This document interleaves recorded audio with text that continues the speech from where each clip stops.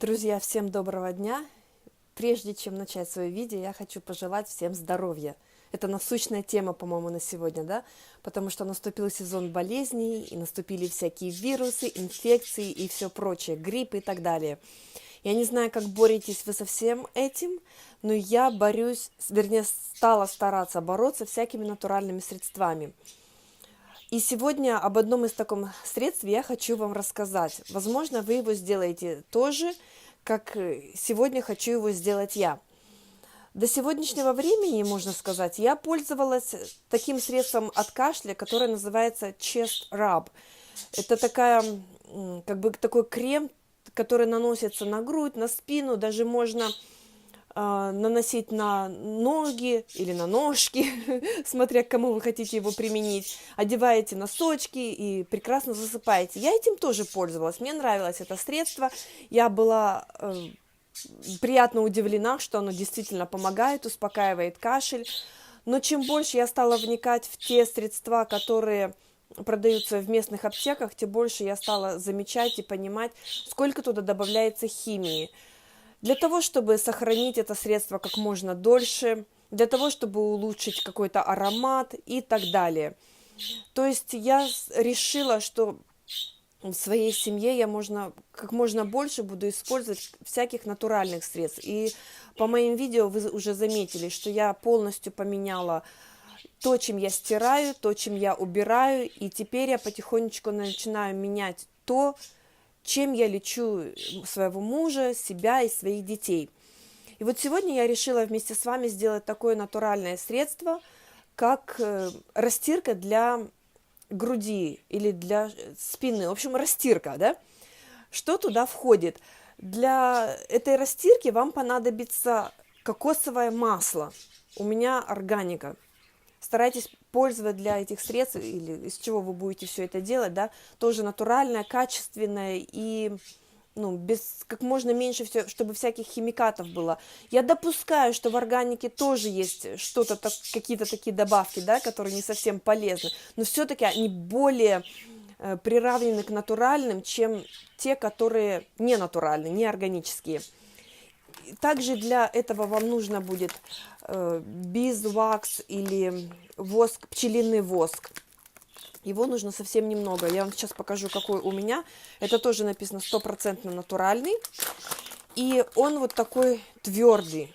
Такой, как мне нравится, как он пахнет. Вы только знали, но он безвкусный. И также для этого нам понадобятся масла. Peppermint. Это масло используется при всяких простудных заболеваниях, при температуре, если горло болит, если головная боль, какая-то мигрень и так далее. Масло эвкалипта. Вы знаете, эвкалипт, он распространен при ингаляциях, при растираниях всяких применяется, и в моем составе это масло тоже будет. Масло лимона.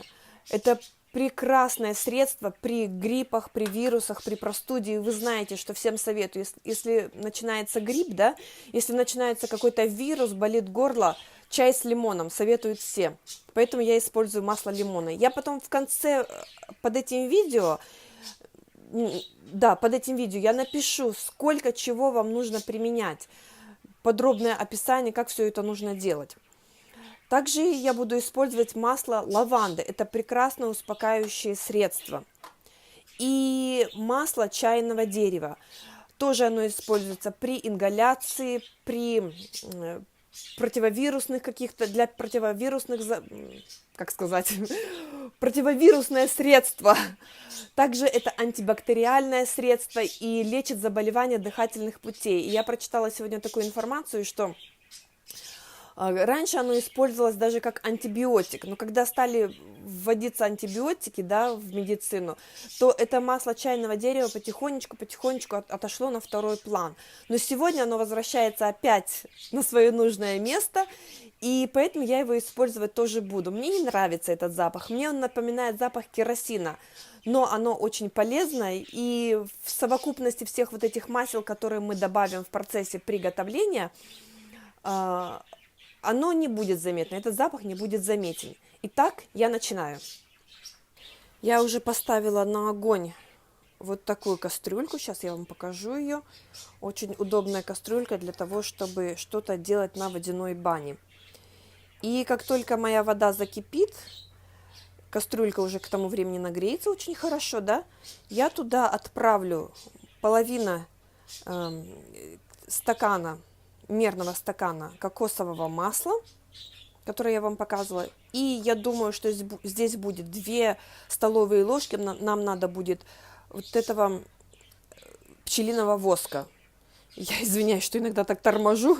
Просто привыкнешь все эти названия знать по-английски, а потом на русский уже трудно перестроиться. И русский, вернее, английский не выучила, и русский начинаю уже забывать. Итак, ждем, когда закипит наша вода. Вода моя уже закипела, я туда уже опустила и кокосовое масло, и уже даже растворяется у меня пчелиный воск.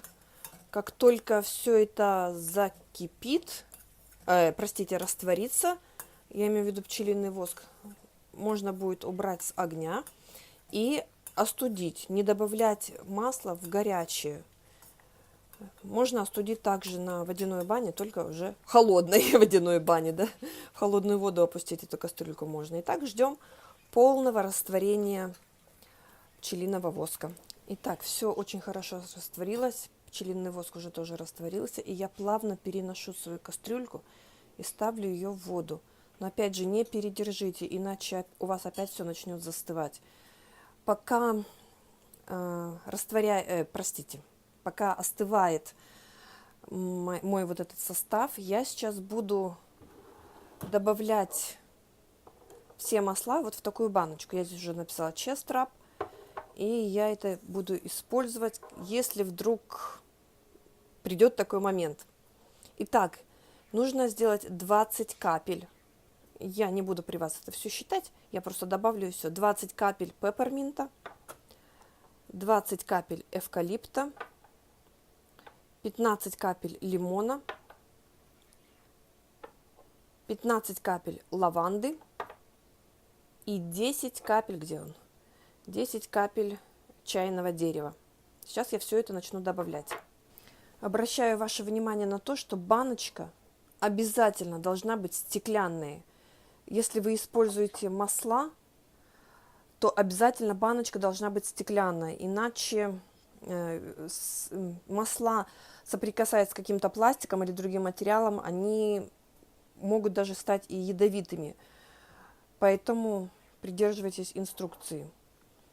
И смело теперь выливаем нашу подостывшую такую массу в баночку. Вошло все. Я сейчас еще вот это чуть-чуть подогрею и вылью остатки. А потом вам покажу, каким оно стало после застывания. Ну все, мазь моя готова от кашля. Я уже даже ее использовала, применила на своем муже. Он пытается заболеть у меня, я его сейчас натерла, и он уснул. И пока кашля не слышу никакого. Сейчас покажу, какое мягкое это средство. Видите,